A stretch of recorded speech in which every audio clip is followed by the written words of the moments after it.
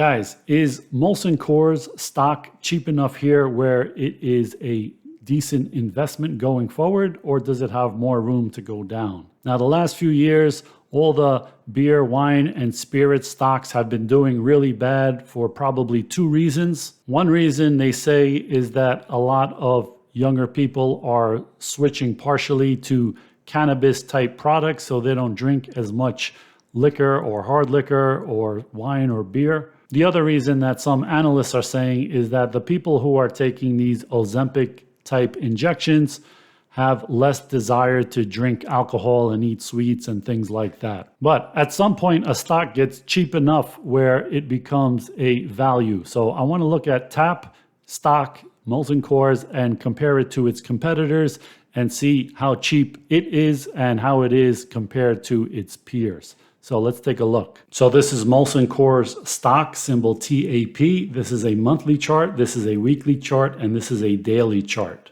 All right, it was about $112 in 2018, fell as low as $32 in 2021, and now is back around $50, falling from about $70 recently, like a year ago.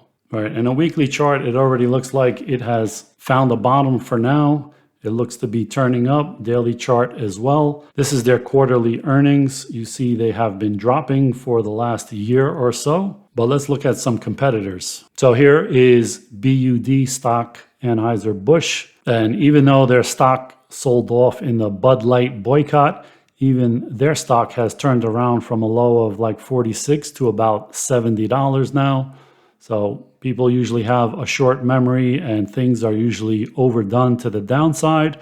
And when you have that bounce back up, it usually happens pretty quickly. So this is about a 50% return from the bottom in 1, 2, 3, 4, 5, like 6 months. STZ, Constellation Brands, also has been falling a lot.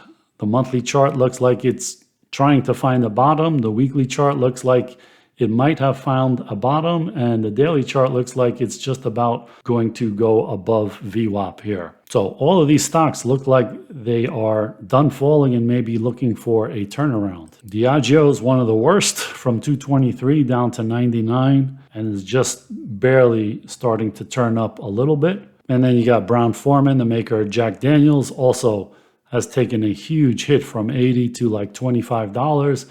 Is now just popping up a little bit. So let's take a look at a comparison of how these stocks have done over the years. And Constellation has done better than all of them, where the rest of them are somewhere from 279% to like, I don't know, 75% over the last 15 years or so. So these are not super growing gangbuster, the next NVIDIA or anything like that, but they could be a decent value with a good return and good free cash flow and the potential for a turnaround pop. So let's compare these stocks. Molson Coors TAP has a 3.67% dividend, which is better than most of these. Budweiser has a much higher dividend growth rate compared to Molson, Constellation. I don't think they can keep this up. I think this is a temporary thing. Right, their payout ratios are not bad except for Diageo, which is 254%, so it's not sustainable right now. But this is where Molson Coors looks better than the other stocks. It has a 10.6% free cash flow yield. And why is that important? Because if you were to buy the whole company, this is what you would get as a return on your money every year. So free cash flow yield is the money that's left over after earnings, after taxes, after paying to continue to run the business and fix things and capital improvements or whatever. This is the money that you put in your pocket as an owner of the business. Now, with this money, you could do multiple things. You can pay down the debt. You can buy back the stock, which makes your earnings per share go higher. Or you can pay a dividend, or you can do nothing and just keep it as retained earnings. But most companies do some combination of all of these, so you can't really compare apples to apples by looking at their dividend yield or how much debt they paid down or how much stock they bought back. But if you look at the free cash flow yield, you have an idea of this is all the money that they get. What they choose to do with it is up to them, whether it's pay a dividend or whatever.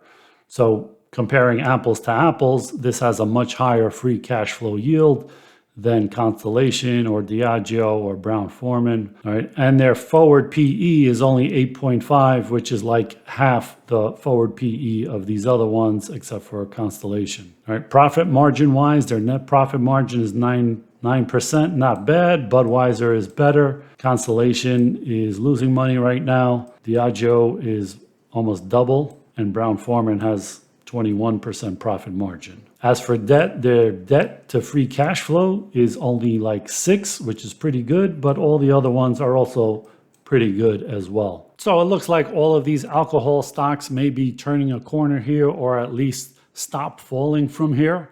But it looks to me like Molson Coors is the cheapest and best value out of them. Now, I own some of the stock I bought recently, but as always, do not buy a stock because I bought it or some YouTuber bought it or whatever.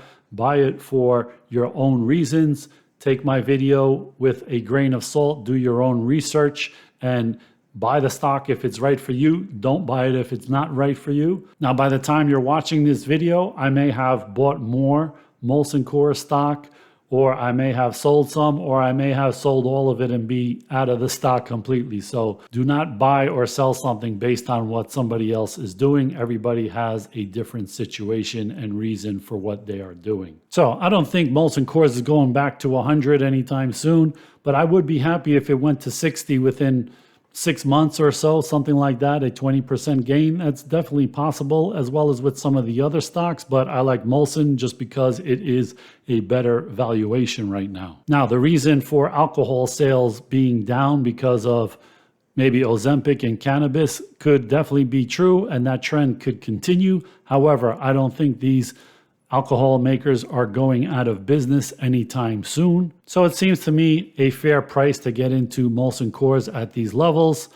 There will probably be some good news in the future eventually, and the stock will pop 5, 10%, 15%, 20%. It doesn't have to go back to its old volumes of at its peak for it to be a decent business going forward if the price is adjusted correctly. And it does seem that it is adjusted for what analysts are expecting in the future. So any positive surprise will get people to come back into this stock and get funds and stuff to start getting back in this. After all the old investors that no longer want it are out of the stock, there's probably going to be a new crop of people taking a fresh look at these stocks to say that maybe they've bottomed, they've gotten cheap, and the analyst upgrades come and all of that stuff.